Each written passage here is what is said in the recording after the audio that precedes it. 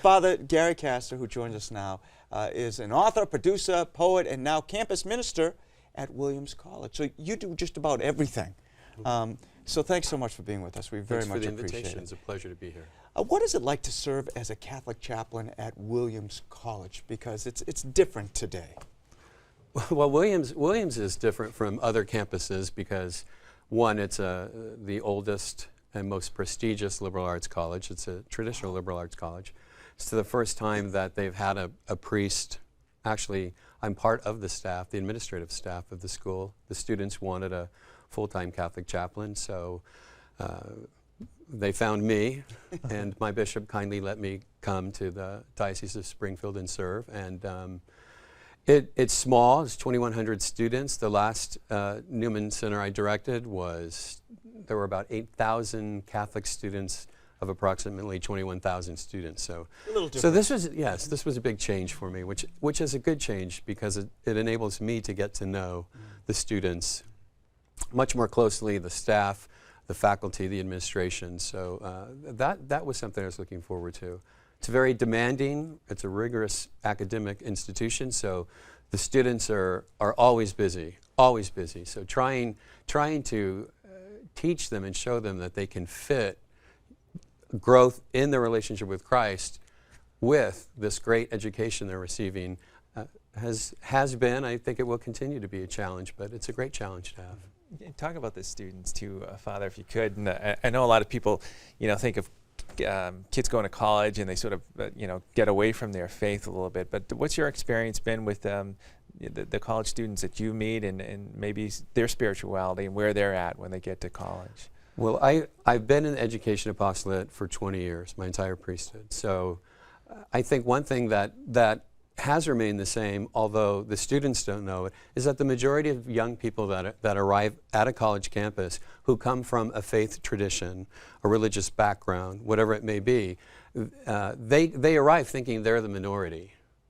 They come to school thinking that most everyone who's there is a non-believer. So they arrive sort of already shut down. And one of the great things about being in campus ministry is to let them know, first of all, no, you're not. The people coming from a faith tradition are not the minority. In fact, they're the majority. And allowing them to have the opportunity to not suppress what they've learned, but really to continue to grow in that. And that hasn't changed. I think the students, people have this idea that grown-ups have this idea that college students are doing, naughty things all the time. and it makes me wonder why there aren't a lot of saintly grown-ups if only young people are doing naughty things. So, but certainly the bad seems to stand out more. But that hasn't been my experience. Students do want to know, and they don't want fake, and they want authenticity. They can spot a phony 3 miles away. If you can explain and you can share with them what difference, practically speaking, on a daily basis, faith makes in your life, why Jesus, then they'll respond to that.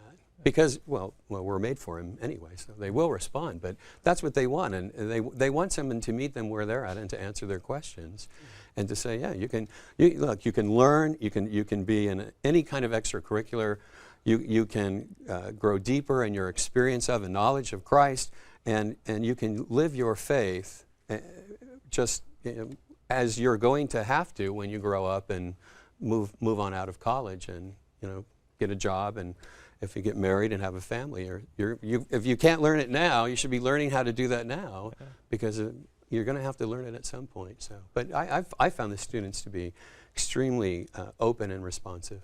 What a great gift it must be for you as a priest, too, to see these students realize that it's okay to talk about Jesus and have him be part of my life with all these other wonderful students at Williams College. It must be just a great gift. It's been a privilege. When my first bishop, I've had 3 bishops, so I've been very blessed. They've all been great men. So when my second bishop said, look, when I ordain you, you're going right into the high school to teach. And I said, I didn't like high school when I was in high school. What are you thinking? Why are you going to do this to me? Well, it was the 70s. They're going to think, they're going to, yeah, well, it was the 70s, that's right. That's why I hated it, it was the 70s. Although I went to Mass every, I was a dork. I went to Mass every day. I went to a Catholic high school, but he said, no, you'll be fine. So this is what I want you to do. I said, but they're all going to think, I'm not going to have anything in common with them. He said, just be yourself and talk about Jesus. So.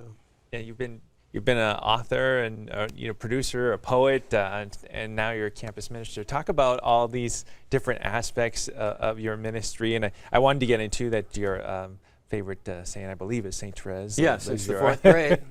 She's my best friend. She spoils me every day.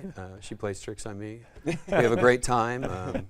Yes. But how do you sort of combine everything, and how have you done that in the past? The short answer, Jesus. I never expected to work in education, so my bishop asked me to do that. My younger sister was dying of cancer. Padre Pio had told her that she was sick and going to die before the doctors even knew. She was very close to Padre Pio, so I stay away from him now. And she said, you have a very unique relationship with Our Lady, but you don't talk about it, and you need to share that with people, so I want you to write a book. And I'd worked with Mother Teresa in the mid-'80s for a number of years, and one thing I learned from her is someone's dying, you do what they tell you. So I wrote this. I just wrote about what I understand this woman, the Mother of Jesus, to be, and what she was going through and thinking and feeling. And I shared it with my sister before she died. I was able to, and that became my first book. Now, I never imagined I was going to be an author. So, and then there was a priest friend was the catalyst for the second book, which was the little way of Lent, and their meditations for the daily scriptures of every day of Lent. And he said, you love the little flower so much, and you know her spirituality. You should write little reflections from the lens of her spirituality, and put it together. It'd be a great thing for priests and for the seminarians here and for people. So then there was no stopping. I did, and then now the little way of Advent. So maybe we'll have the little way of ordinary time. Unfortunately, we're out of time, Father. Where can people find your books? FranciscanMedia.org. Well, I haven't even read one yet, and I recommend it because I just enjoyed being out here with you. Well, we'll see if you send me a card after you read it. Very good. All right. Very good. Well, thank you so much for being very much. with us. Appreciate Thank it. you. We'll be back with more of this today right after this.